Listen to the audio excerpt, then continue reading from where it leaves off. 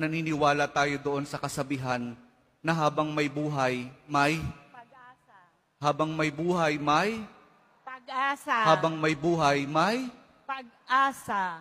pagsubok. Dahil tayo katiwala ng Diyos, binibigyan din niya tayo ng iba't ibang klase ng pagsubok. Kaya po doon sa pagsubok na yon, saka pa lang natin mauunawaan na talagang ang ating buhay ay mayroong, habang may buhay, mayroong, habang may buhay, may pagbangon. Huwag niyong hayaan na kapag meron kayong pinagdaraan ng pagsubok, ay hindi kayo babangon. Kailangan meron tayong pagsumikap na pagtsatsagaan natin yung ating mga pagsubok na pinagdaraanan.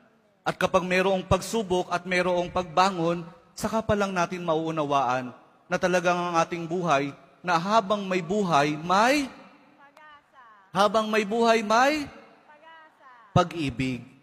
Ang pag-ibig na nagmumula kay Jesus lamang sa ating mahal na poong Jesus Nazareno.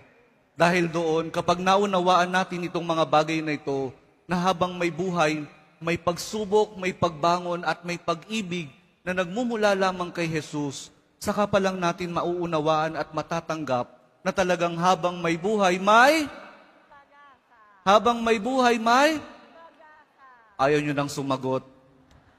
Pag-asa.